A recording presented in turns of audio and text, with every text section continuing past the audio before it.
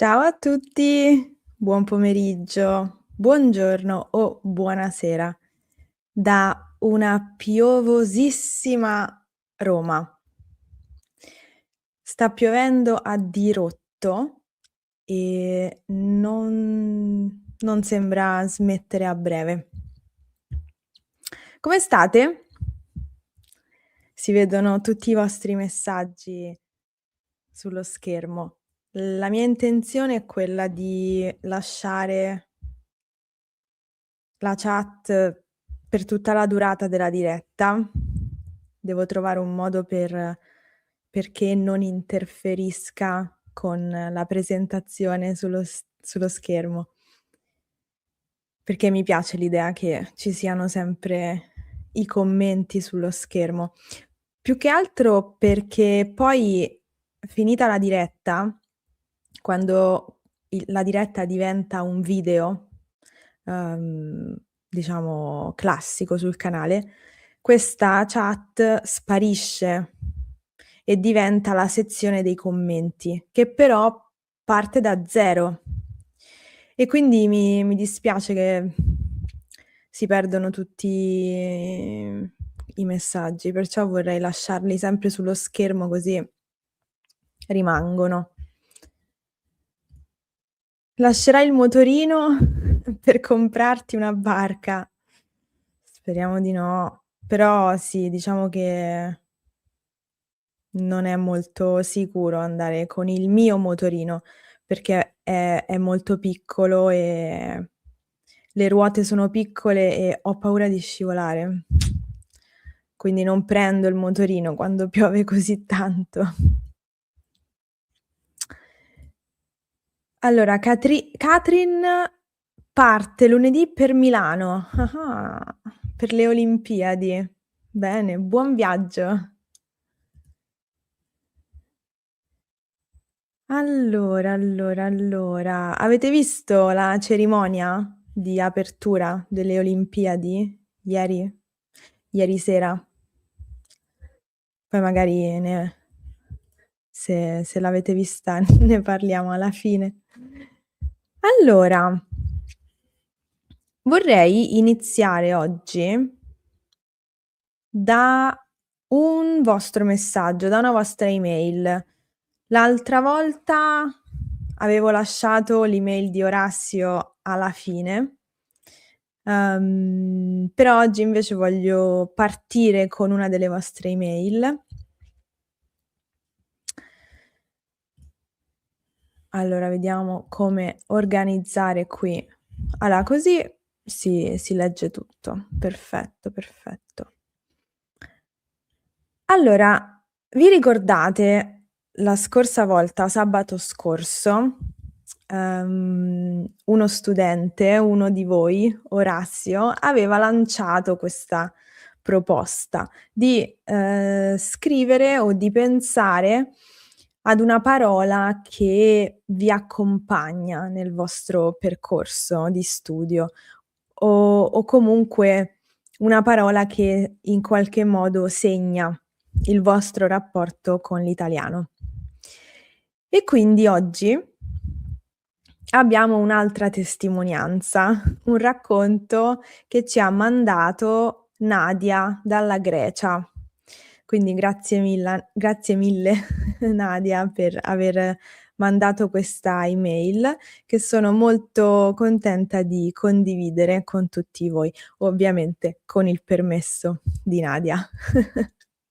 Allora leggiamo. Ciao cara Lucrezia, una delle parole che mi hanno colpito fin dall'inizio del mio rapporto con la lingua italiana è stata la parola uscita. Per prima cosa, ho adorato la sua pronuncia. Questo sh dolce che non esiste nella mia madrelingua, il greco. Ma soprattutto il suo significato, anche i luoghi dove può essere trovata, gli aeroporti, la metropolitana, i musei. La prima volta che ho visto la parola uscita da vicino, scritta davanti ai miei occhi, era quando sono atterrata per la prima volta all'aeroporto di Treviso. Ho guardato la parola scritta a grandi lettere sopra la mia testa e l'ho seguita quasi incantata. Ho attraversato la porta sotto l'insegna e questa parola magica, uscita, mi ha aperto un mondo nuovo e seducente, il mondo dell'Italia. Grazie di tutto, Nadia. Grazie mille a te, Nadia. Eccola. Sei in chat. Ciao Nadia. Grazie mille a te per avermi mandato questo messaggio. Con questa, lettera, chiamiamola lettera, mi piace. Con questa lettera di Nadia vi invito a pensare ad una parola che, segna, che contraddistingue, se vogliamo, il vostro rapporto con la lingua italiana. Va bene? Aspetto le vostre email, mi raccomando. Ho, l'indirizzo email, avrei dovuto metterlo nella diapositiva successiva, ma non l'ho fatto, perché le cose poi ti vengono in mente mentre le fai, spesso e volentieri. Però alla fine di oggi, della diretta di oggi, ci sarà l'email, che è sempre learnitalianwithlucrezia@yahoo.it. Benissimo, benissimo. Allora, oggi facciamo il punto sul capitolo 4 della videogrammatica. Però prima dobbiamo correggere un esercizio. Mi ricordo che ve ne avevo dati 4 per oggi, però oggi correggiamo solamente l'esercizio 13, pagina 30, che trovate a pagina 30 della videogrammatica.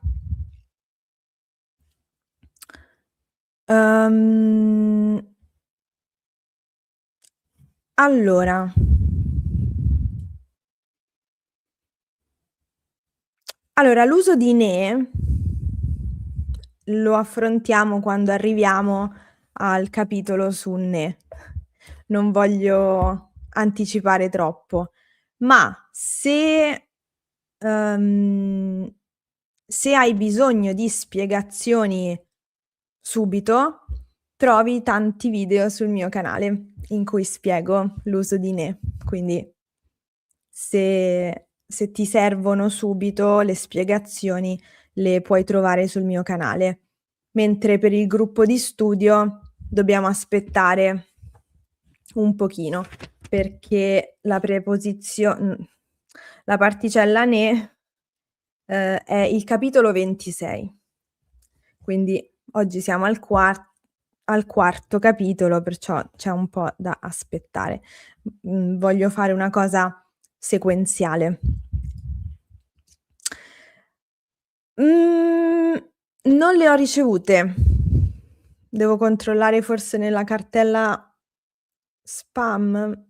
Prova a rimandarmele per favore, perché non le ho ricevute. Allora correggiamo l'esercizio 13, pagina 30, e in questo momento, aspettate che sto spostando un po' qui, vi chiederei anche di, fare questo esercizio insieme a me, nel senso che qui ho messo, l'esercizio. Ho avuto dei dubbi se mettere o no questa foto, è una foto, del mio esercizio, perché, penso che sia un'infrazione del diritto d'autore, ma l'autore sono io, quindi boh, va bene così. L'autrice sono io, quindi spero non ci siano problemi. Allora, che dire, questo esercizio, riepiloga tutto quello che ci siamo detti nelle lezioni precedenti. Perché se avete fatto l'esercizio, ma anche se osservate l'esercizio adesso, vedete che ci sono delle frasi da completare come? Facendo trasformando dal femminile al maschile oppure viceversa. Nello specifico gli articoli, i nomi e gli aggettivi. Quindi questo è un vero e proprio ripasso di tutto quello che abbiamo visto negli incontri precedenti. Quello che vorrei fare, che mi piacerebbe fare, è che, vediamo frase per frase e poi voi mi scrivete nella chat la risposta e così io poi, metto la risposta sullo schermo e tutti possono vedere la soluzione. Va bene? Allora, iniziamo. Diciamo che la frase numero 1 ci serve da esempio, no, quindi cosa dobbiamo fare? Dobbiamo trasformare. Sofia Loren è un'attrice italiana. Pierfrancesco Favino è un attore italiano. Quindi iniziamo, vediamo la frase 2. Pupi Avati e Dario Argento sono dei registi famosi. Chi mi scrive la frase al femminile? Cristina Comencini e Lina Wertmüller sono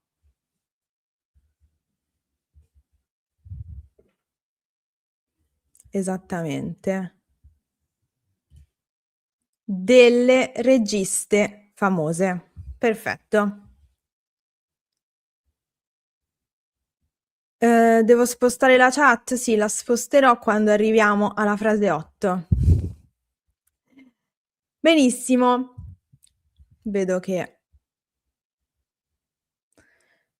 delle registe famose. Perfetto. Registi? Registi è il plurale di regista, significa, colui che dirige un film, i registi. Il regista di un film.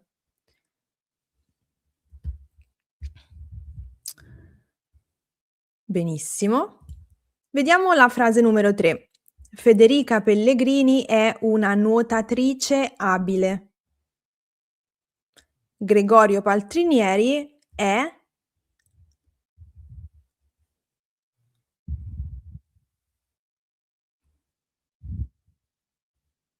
aspetto le vostre risposte.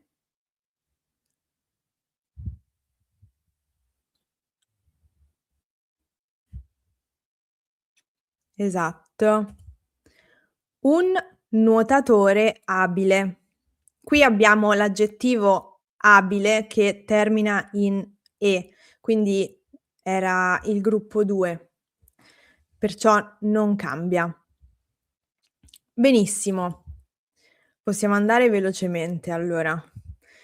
Frase 4. Martina Trevisan è una tennista vincente.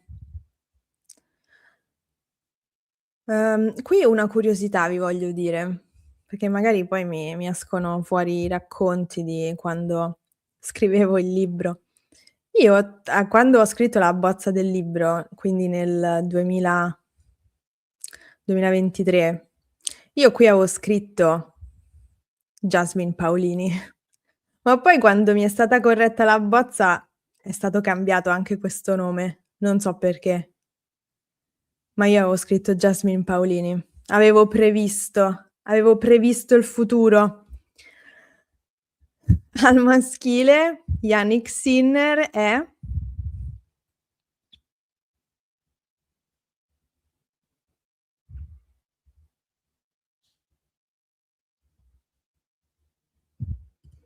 esatto, un tennista.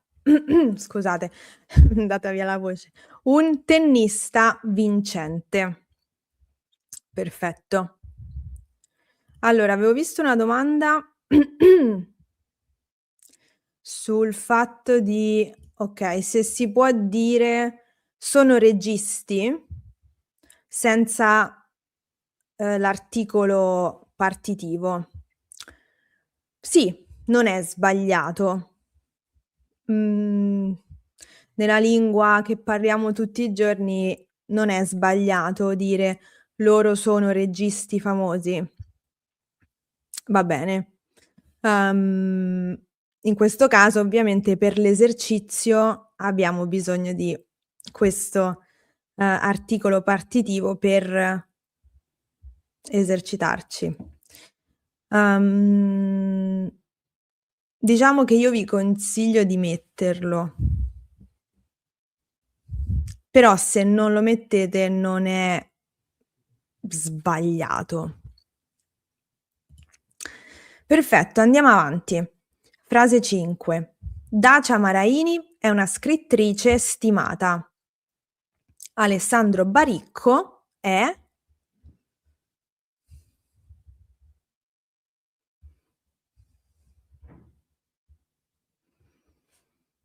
eccolo. Attenzione, scrittore. Inizia con la S impura. Ah, tutti mi avete scritto un. Ah, no.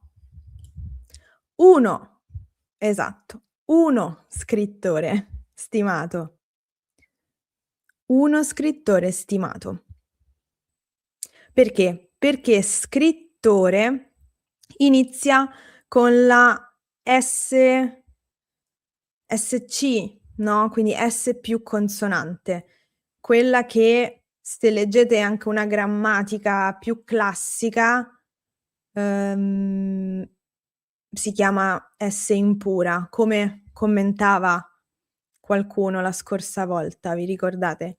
Però S più consonante, quindi uno scrittore stimato. Andiamo avanti. Frase 6. Antonino Cannavacciuolo è un cuoco appassionato. Isabella Potì è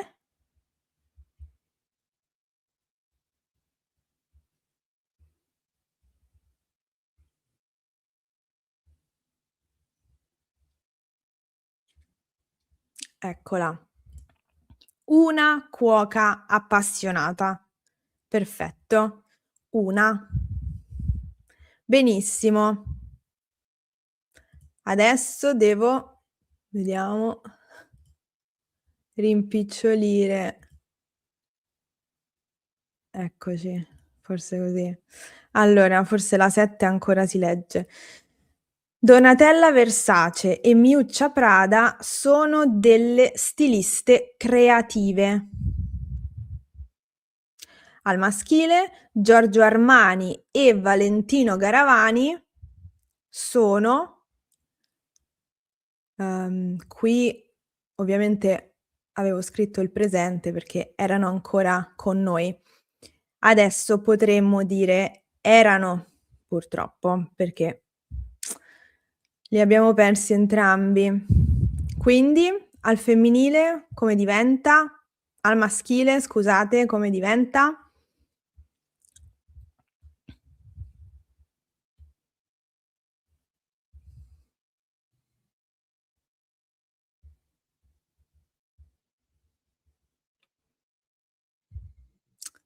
La numero 7.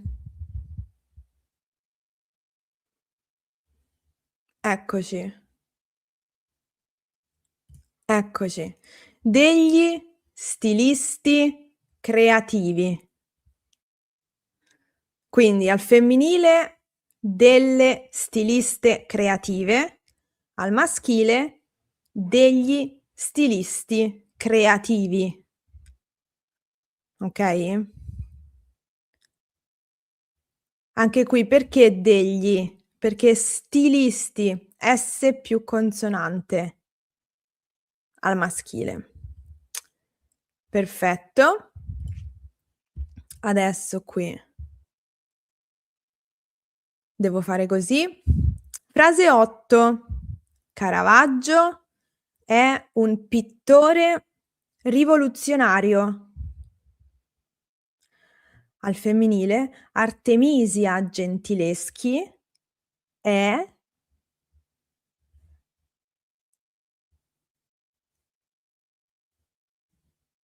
eccola, una pittrice rivoluzionaria. Esatto. Perfetto. Quindi un pittore, una pittrice. Perfetto. Allora qui devo togliere la chat per un momento perché se no non si legge la frase 9. Luca Parmitano e Paolo Nespoli sono degli astronauti coraggiosi.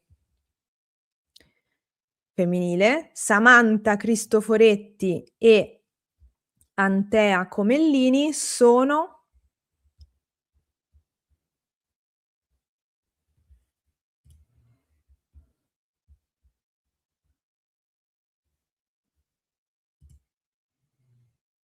delle astronaute coraggiose. Con una R però, coraggiose. Esattamente, delle astronaute coraggiose. Benissimo.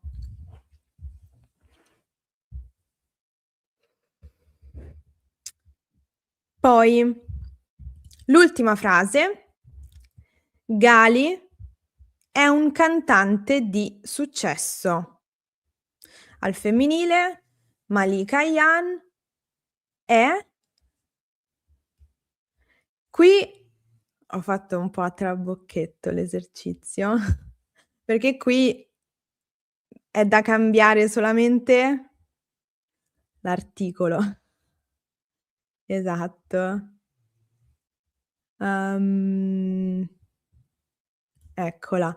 È una cantante di successo. Perché cantante resta invariabile, cioè è invariabile, resta invariato, perché finisce in ante. Quindi da cambiare abbiamo solamente l'articolo indeterminativo, una. E, di successo perché non è di successa? Perché di successo non è un articolo, non è un aggettivo, scusami, è un attributo che ovviamente descrive in qualche modo il sostantivo, però è composto da preposizione più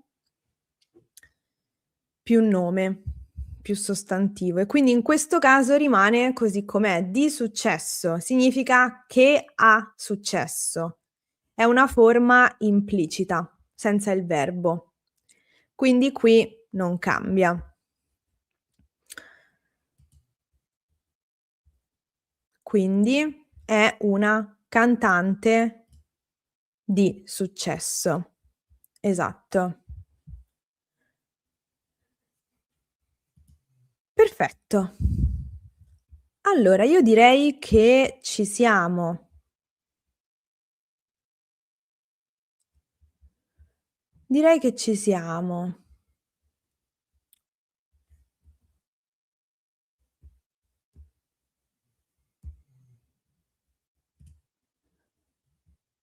Magari descrive il verbo? Se ti riferisci a di successo è di successo, è una cantante di successo. È di successo, sì, diciamo che, è un attributo. In questo senso descrive in qualche modo anche il sostantivo. È una cantante che ha successo. Cioè lì invece di scrivere un'altra frase con un altro verbo, che ha successo e quindi fare una subordinata è molto più conveniente linguisticamente, uhm, creare una struttura implicita, in questo caso di successo.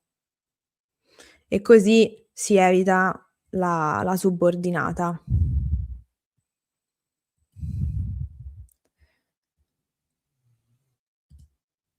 Sì, in inglese significa successful ed è un aggettivo in inglese. Quindi per quello, parlo di attributo che descrive il nome cantante.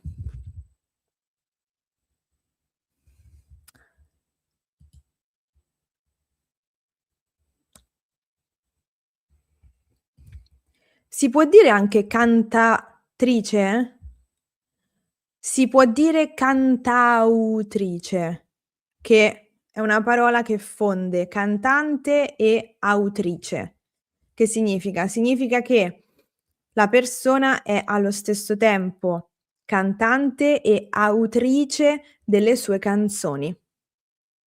Cantautore, cantautrice. Uhm, Quando è solo cantante, diciamo che è un po' ormai un termine abbastanza generico, però se si vuole specificare che il cantante è anche scrittore o scrittrice delle proprie canzoni, si dice cantautore, cantautrice.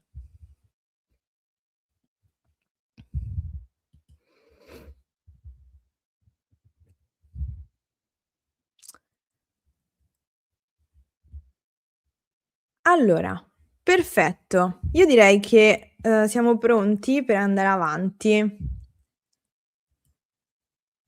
Allora, oggi parliamo dei pronomi personali soggetto. Una una definizione un po' difficile per dire, io, tu, lui, lei, noi, voi, loro. Questi sono i pronomi personali soggetto. Uhm Sono dei pronomi che usiamo per indicare chi compie l'azione, cioè il soggetto di una frase. Io parlo, noi camminiamo, voi ascoltate, loro scrivono, lui salta, lei canta, eccetera, eccetera. Quindi i pronomi personali soggetto sono quelli che troviamo spesso prima del verbo, no, e sono quelli che impariamo quando coniughiamo un verbo. Li ripetiamo tutti nella coniugazione, no, io parlo, tu parli, lui, lei parla, noi parliamo, voi parlate, loro parlano, per esempio. Okay? Sono davvero semplici, non sono difficili e li usiamo, appunto in determinati modi. Avete sicuramente notato che nella lingua di tutti i giorni, nella conversazione, molto spesso diciamo solo il verbo. Parlo, hai detto, camminiamo, scrivevano. Perché? Perché, uhm, è evidente qual è il pronome soggetto dalla terminazione del verbo. Quindi se io dico parlo, è evidente che il soggetto è io. Se dico camminiamo, è evidente che il soggetto è noi. Quindi in italiano c'è questa tendenza a omettere, che significa togliere, non dire il pronome personale soggetto, proprio perché in grammatica sappiamo qual è il soggetto dalla terminazione del verbo coniugato. Per esempio questa cosa in inglese non è possibile, perché le coniugazioni sono sempre le stesse, più o meno, a parte la terza persona, al presente, per esempio. Uhm, so che anche in francese ovviamente si capisce la chi è il come si dice, chi è il soggetto dalla coniugazione del verbo, però tutti gli insegnanti di francese che ho avuto mi hanno sempre detto che invece in francese è obbligatorio dire je parle, non posso dire solo parle. Giusto? Quindi questa è una caratteristica interessante dell'italiano.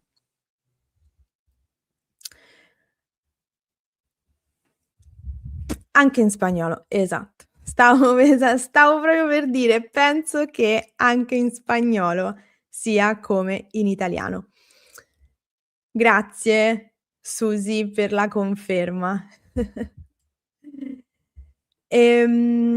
Quindi forse vi viene in mente una domanda: quando usiamo i pronomi soggetto? Anche in portoghese è così, perfetto. Perfetto, grazie mille per questo contributo. Quindi quando anzi dobbiamo dire i pronomi soggetto? Quando è necessario. Quando non è chiaro chi è il soggetto ovviamente. Come possiamo capire che non è chiaro il soggetto? Beh, se vediamo per esempio la coniugazione del verbo aspettate, forse qui devo togliere la chat perché, dà un po' di è un po' sopra la presentazione. Poi la rimetto, eh. Allora, quando il soggetto non è chiaro o quando il contesto non ci aiuta a capire, uhm, qual è, diciamo, il soggetto. Perché, per esempio, se io dico: "Sono al mare", io o loro? Perché sappiamo che sono è la coniugazione del verbo essere al presente per io e per loro. Quindi se il contesto non aiuta a capire chi è il soggetto, dobbiamo specificarlo. Quindi io sono al mare oppure loro sono al mare. Un altro esempio è la coniugazione, al presente congiuntivo. Se io dico: "È importante che ascolti" io, tu, lui o lei, perché la coniugazione è sempre la stessa. Quindi quando il verbo non ci aiuta, quindi il contesto è poco chiaro, è sempre meglio specificare. Un altro un altro, caso in cui dobbiamo specificare i pronomi personali soggetto, è quello in cui vogliamo evidenziare chi fa cosa o enfatizzare chi compie l'azione. Per esempio, quando, uhm, voglio pagare il conto al ristorante, esclamerò: "Faccio io, pago io, ci penso io". E qui c'è anche un altro elemento che dobbiamo dire, che il pronome personale soggetto si mette dopo il verbo. Faccio io, ci penso io, pago io, giusto? Quindi in questo caso devo dire il pronome soggetto perché nella comunicazione sto evidenziando, enfatizzando chi compie l'azione. Un altro esempio è: "Puoi andare tu all'ufficio postale? Perché io non posso andarci. Puoi andare tu all'ufficio postale?" Quindi in questo esempio è anche importante la posizione. Un altro esempio, appunto, per evidenziare chi fa cosa: lui adora guardare i film al cinema, mentre lei preferisce guardarli a casa. Quindi lui fa questo, lei fa quest'altro. Okay?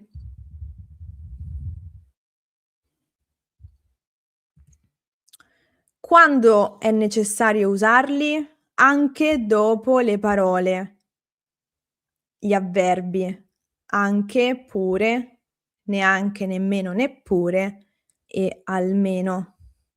Dopo questi avverbi dobbiamo per forza usare i pronomi personali soggetto. Per esempio, se dico: "Anche io", "Anche tu", "Anche noi". Ho messo ehm, diciamo la barra anche pure perché hanno lo stesso significato. Anche pure sono sinonimi, neanche, nemmeno, neppure sono sinonimi. Poi l'ultimo caso in cui dobbiamo, perché dico possiamo? Dobbiamo, in cui dobbiamo, usare i pronomi personali soggetto è nelle risposte alle domande indefinite che iniziano con chi. Chi vuole un caffè? Io, noi, forse lui, eccetera. Chi è tornato tardi ieri sera? Loro, lei, eccetera, eccetera. Va bene? Allora, vediamo subito delle domande, perché siccome in realtà questo argomento non è difficile, quindi ho preparato un uno specchietto un po' storico sui pronomi personali soggetto, però prima volevo vedere uhm, alcune domande che sto leggendo. Uhm, allora, in italiano questo soggetto implicito ha un nome speciale? No, si chiama semplicemente implicito, sì. Soggetto implicito. Sì, no, non ha un nome particolare.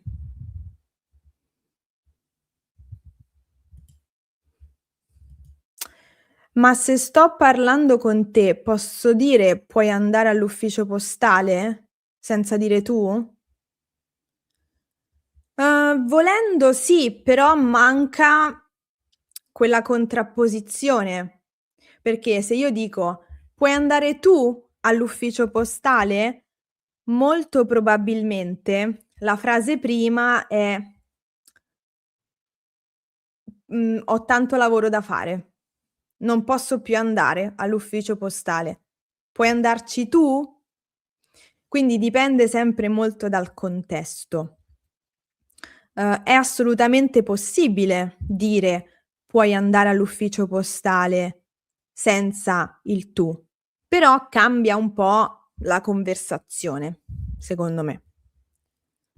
Quindi non c'è quella contrapposizione tra: "Io non posso, puoi andare tu?" Poi,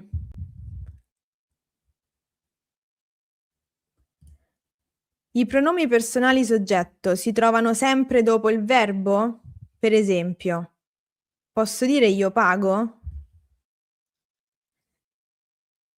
Allora, qui dobbiamo fare un attimo una cosa, perché mi serve di scrivere una cosa. Allora, il pronome soggetto si trova sempre prima. Non so se avete visto il video sulla dislocazione a sinistra. Allora scusatemi, devo condividere uno schermo perché devo scrivere. Ho bisogno di scrivere. Allora. Vediamo un po'.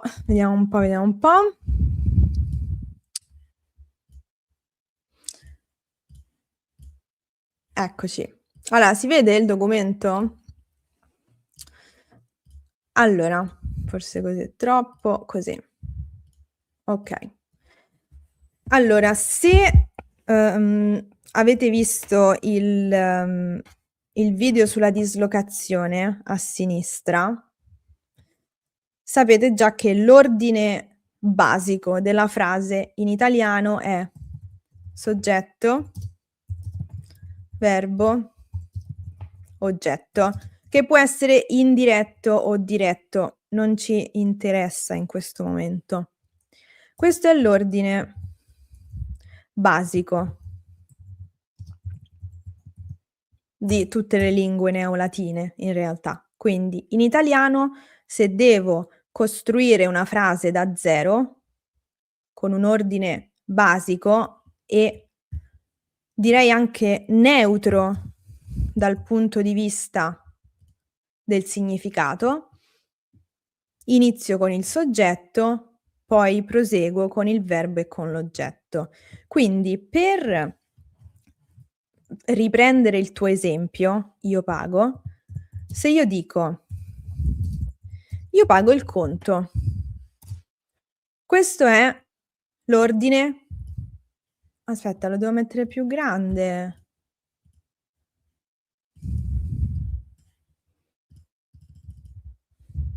Ho bisogno di un qualcuno che mi aiuti, che faccia da regista. Okay. Io pago il conto. Questa frase ha un ordine assolutamente basico e dal punto di vista del significato è assolutamente una frase neutra. Quindi io pago il conto. In qualche modo può anche essere una frase descrittiva, no? Qualcuno mi chiama: "Che cosa stai facendo? Che cosa fai?" "Pago il conto. Sto pagando il conto." Sto dicendo quello che sto facendo. Però se io devo enfatizzare e in questo caso anche cambiare il significato della frase, devo spostare le parole e quindi devo organizzare la frase con un ordine marcato.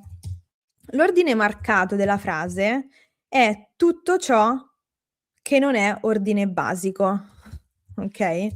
Tutto ciò che cambia l'ordine basico della frase, soggetto, verbo, oggetto. Okay? Quindi tutto ciò che cambia l'ordine soggetto, verbo, oggetto è un ordine marcato. Quindi se io sposto il pronome soggetto, lo faccio per un motivo specifico, che è quello di cambiare il significato della frase. Enfatizzare, in questo caso, chi paga il conto. Questo è un ordine marcato. Pago io il conto, non tu, non voi, pago io il conto. E in questo caso c'è una dislocazione a destra del pronome io, perché lo mettiamo dopo il verbo. Ma siccome è un ordine eccezionale, è un ordine marcato, non è l'ordine basico, neutro della frase, cambia il significato. Okay? Quindi sottinteso è non tu, non voi, pago io il conto. Va bene?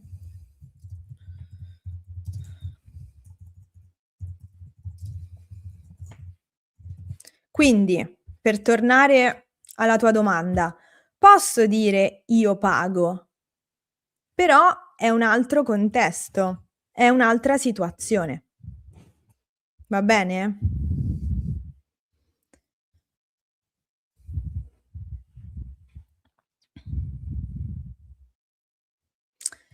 Esattamente, il posto del pronome cambia il significato della frase. Esatto. Forse è fonte di confusione perché in spagnolo lo diciamo in entrambi i modi. Ho capito. Sì, probabilmente, ehm, è così, come dici tu. Non lo sapevo questo, è interessante. E quindi sì, bisogna sapere che in italiano la posizione, in questo caso, del soggetto, del pronome soggetto, cambia proprio il significato. C'è un'enfasi diversa nella frase.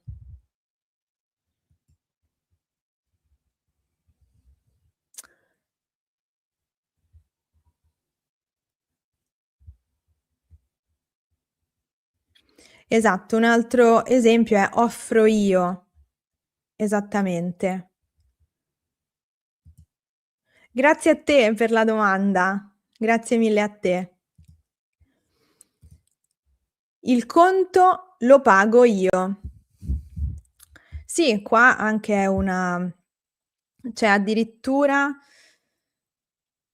questo è proprio l'esempio della dislocazione a sinistra con ripresa pronominale. E vi faccio vedere non so se avete visto la lezione, però c'è proprio la lezione su questo. È uno degli ultimi video che ho pubblicato.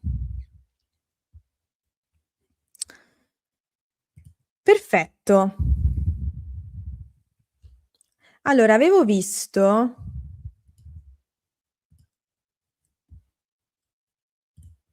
una domanda che introduce un po' quello di cui voglio parlarvi oggi.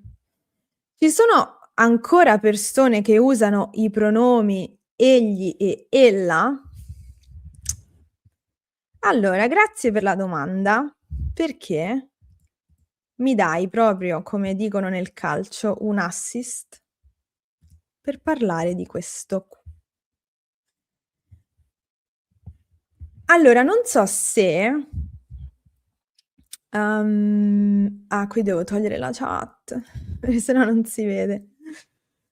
Allora, non so se qualcuno si ricorda i miei primi video, ma proprio all'inizio, in cui,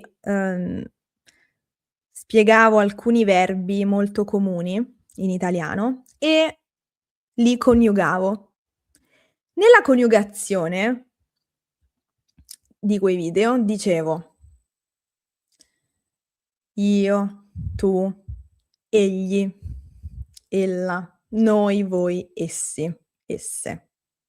Perché? Perché nella grammatica tradizionale, che noi studiamo a scuola, si tende ad usare, perlomeno almeno 10, 15 anni fa, oggi forse no, si tendeva ad usare ancora questi pronomi per la terza persona, singolare egli, ella, plurale essi, esse. E quindi, questi pronomi rimangono nella grammatica tradizionale e nella lingua scritta molto formale, estremamente formale. Nell'uso contemporaneo della lingua, ormai è davvero molto diffuso lui, lei e loro. Quindi loro vale per il maschile e per il femminile. La lingua si è un po' semplificata da quel punto di vista. Uhm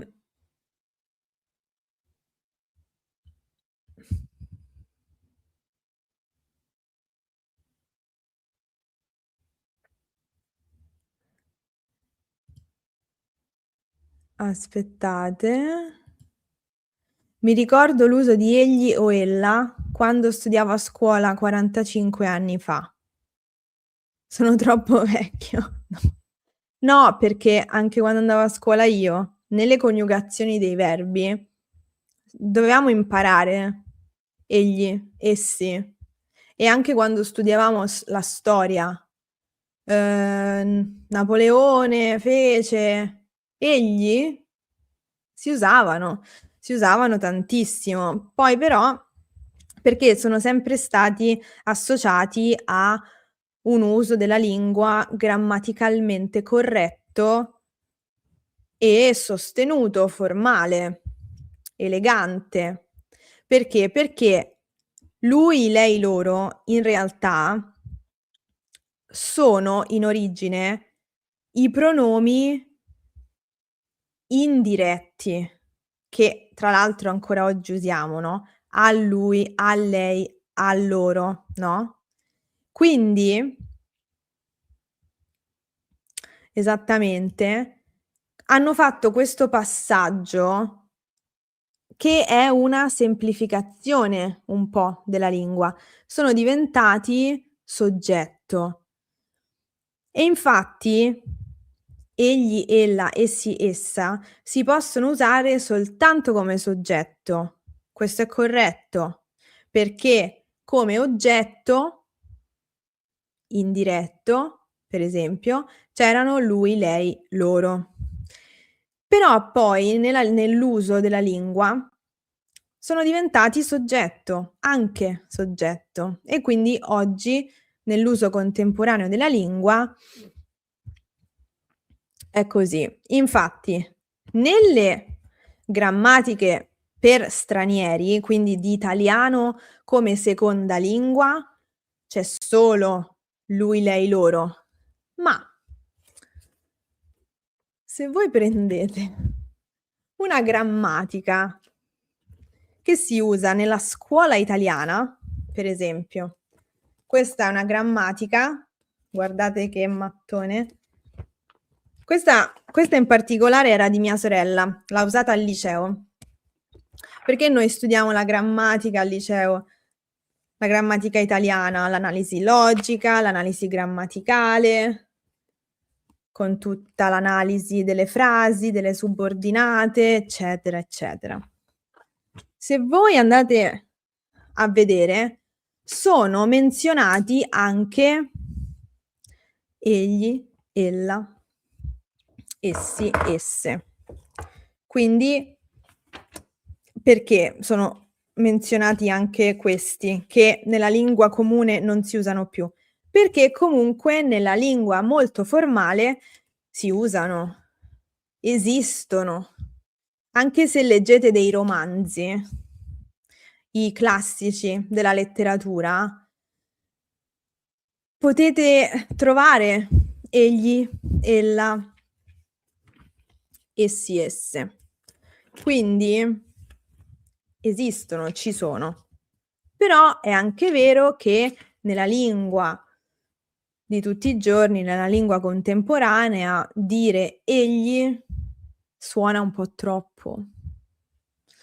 È molto più leggero dire lui. Uhm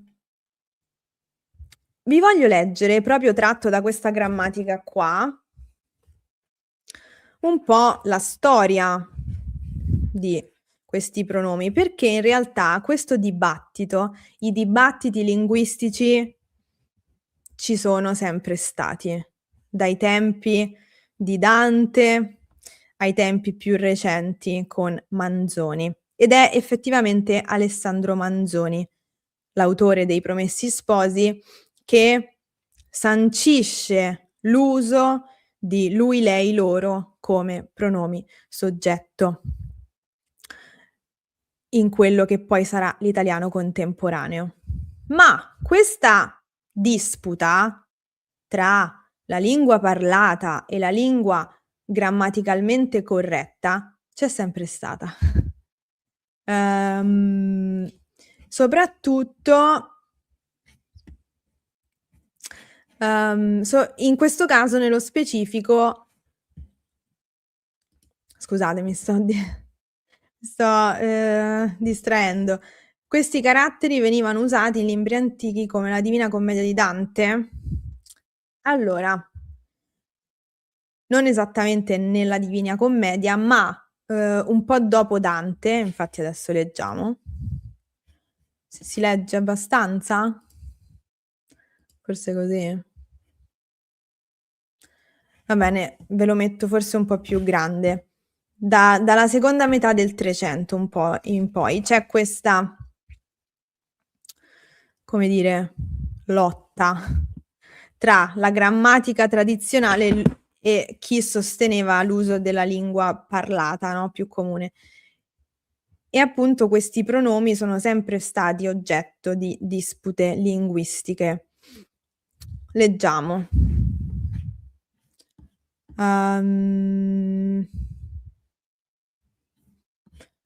Non so se si legge. Si legge? Ve lo metto così? Vabbè, perché avevo messo anche la citazione. Comunque è tratto da questo libro qui, Lingua comune, la grammatica e il testo, 2011, di Serianni, Della Valle, Patota, Schiannini, a pagina 195. Perché in teoria potrei metterlo un po' più grande. Vediamo.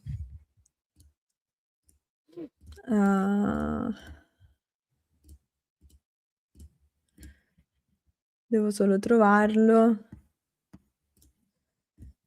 Perché è un PDF. Allora, scusate, abbiate un attimo pazienza. Eccolo. Ci sono quasi.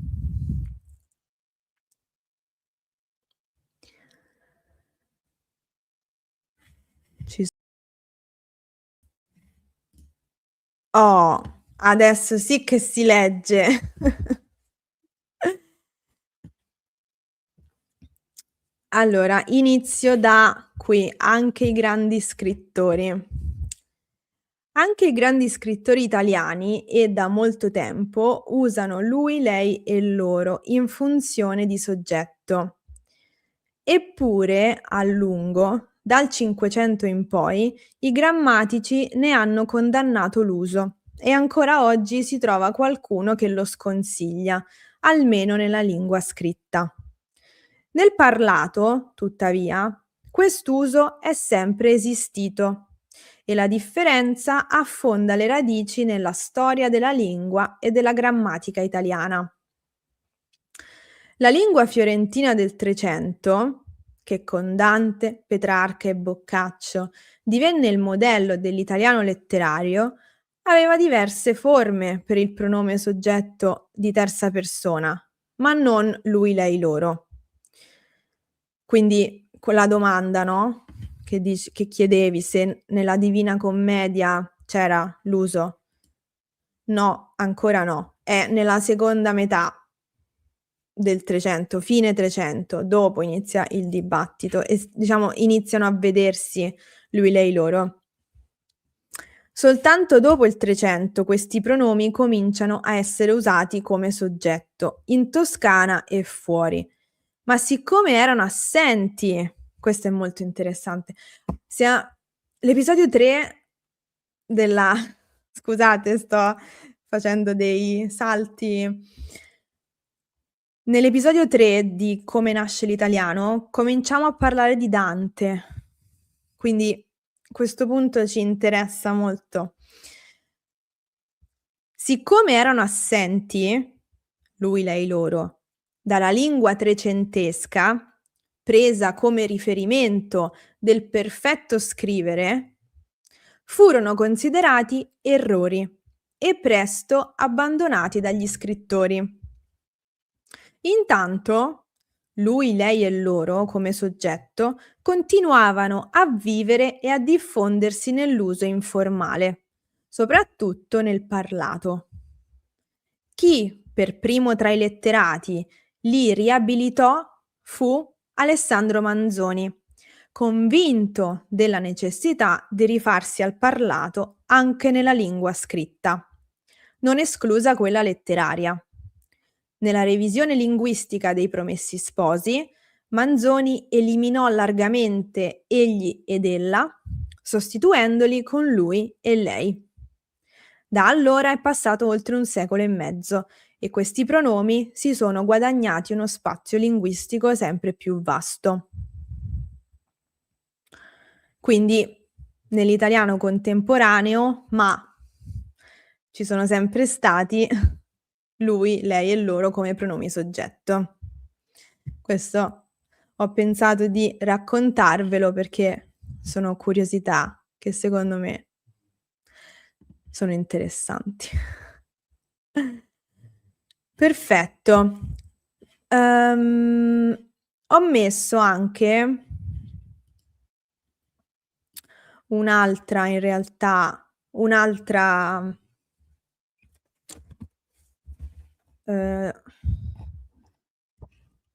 citazione diciamo, un altro riferimento bibliografico a questo libro qui.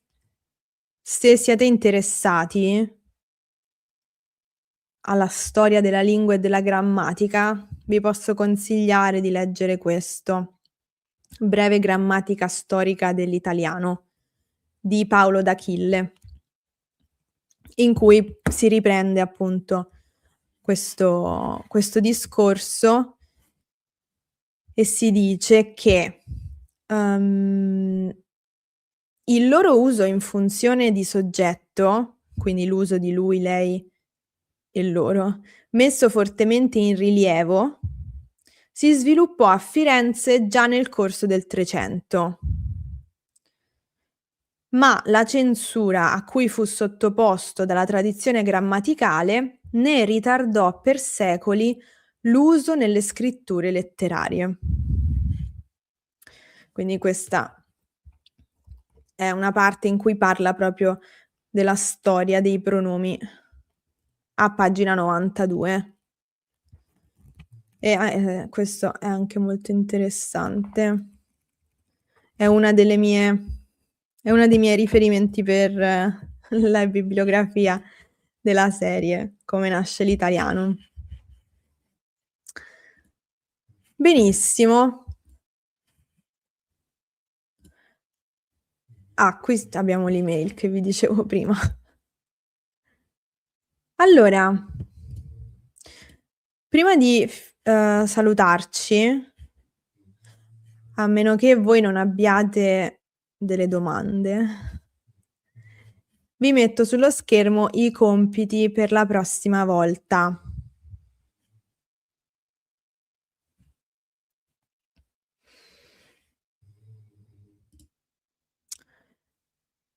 Sì, abbiamo anche al singolare esso, essa, per indicare cose, animali, concetti. Però questi non si usano più nell'italiano di oggi. Però esistono nella grammatica, sì. Esattamente.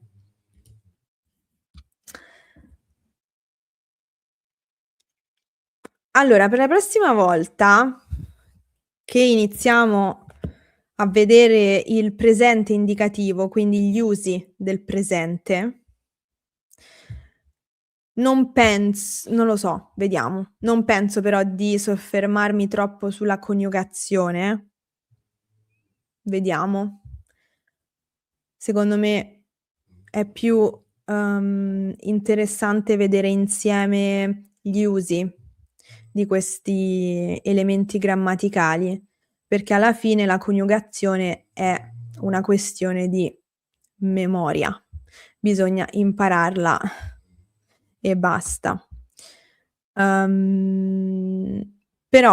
per la prossima volta vi invito a rivedere il capitolo 5 della videogrammatica e di ripassare la coniugazione al presente di essere, avere, andare, uscire, dire, potere, volere, sapere e dovere. Va bene? E poi mi raccomando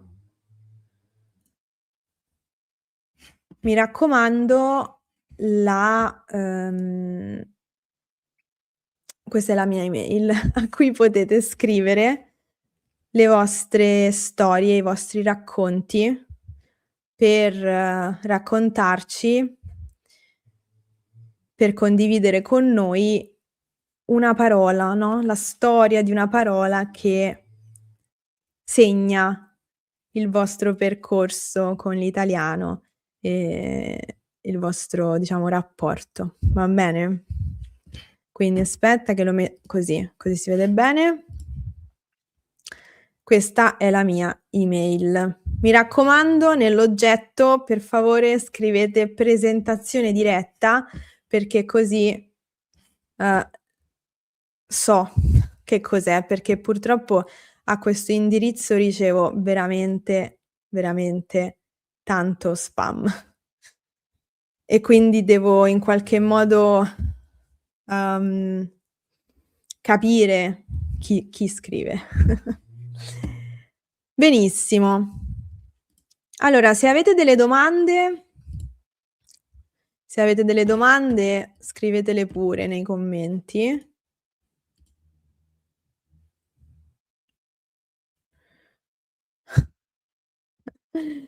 Cosa faccio dopo? Dovrei, fare una passeggiata con il mio cane, ma, a lui non piace la pioggia, quindi non vorrà uscire. Non lo so, mi preparo la cena. Niente di che in realtà. La vita notturna romana nel fine settimana con la pioggia non è granché, ma, uhm, non sono la persona giusta per rispondere a questa domanda.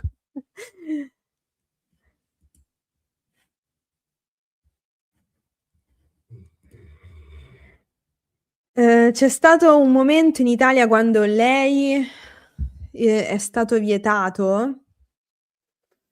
Mhmm, Così su due piedi,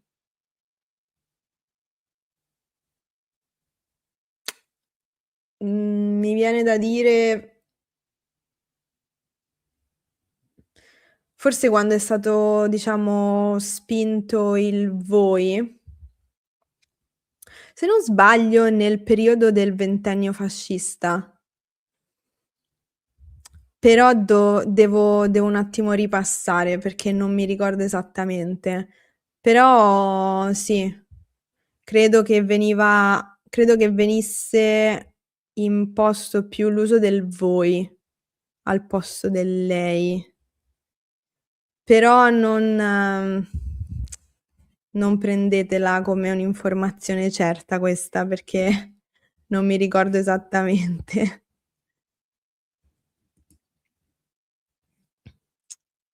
Allora, stai guardando piove anche a Pietraligure, ma piove un po' in tutta Italia mi sa. Uhm,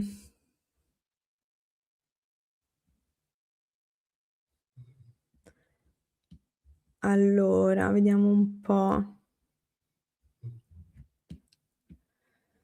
Avevo letto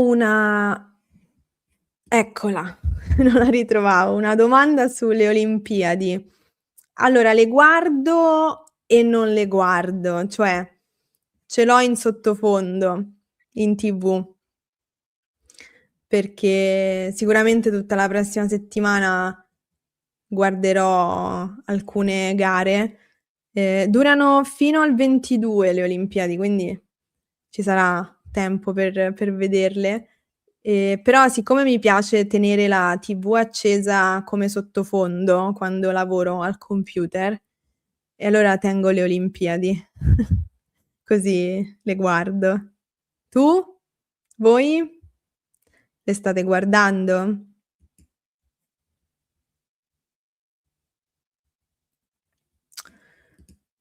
Quali sono i compiti? Allora, i compiti, adesso te li faccio vedere, sono questi: rivedere il capitolo 5 della videogrammatica e ripassare la coniugazione al presente dei verbi essere, avere, andare, uscire, dire, potere, volere, sapere e dovere.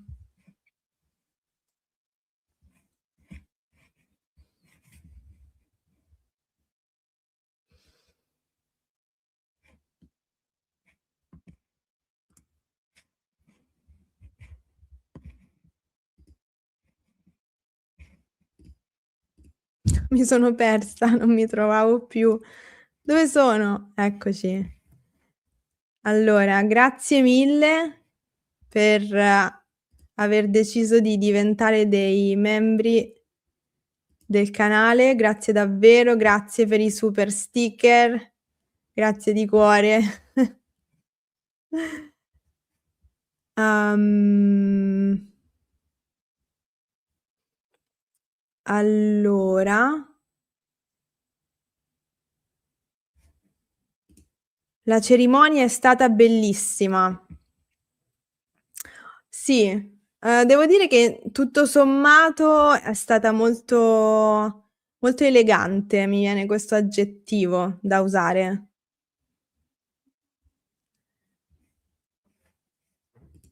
Anche Margot, anche a te è piaciuta l'inaugurazione di ieri. Benissimo, sono contenta. Ehm, ripassiamo anche il capitolo 6 con i verbi modali? Mhmm, non ancora. Ce lo lasciamo per il sabato successivo, perché altrimenti diventa troppo, forse. Direi di no. Per il momento solo il capitolo 5, scusate.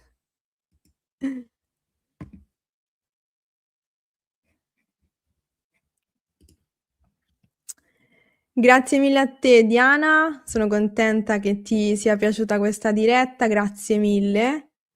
Anche da te piove tanto. Dove ti trovi?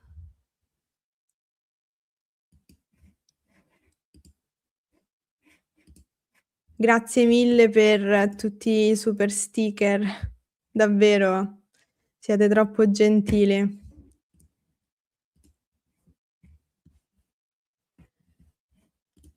Questa è un'ottima domanda. Purtroppo no. È possibile avere i sottotitoli durante la diretta? Eh, purtroppo no. Perché non c'è un modo per mettere questa funzione purtroppo. Li posso mettere ovviamente dopo, quando la diretta diventa video. A che ora cominciano queste dirette? Sempre alle 5:30 del pomeriggio, ora italiana, di sabato, tutti i sabati alle 5:30 del pomeriggio, ora italiana, che sarebbe diciamo l'ora dell'Europa centrale, quindi CET.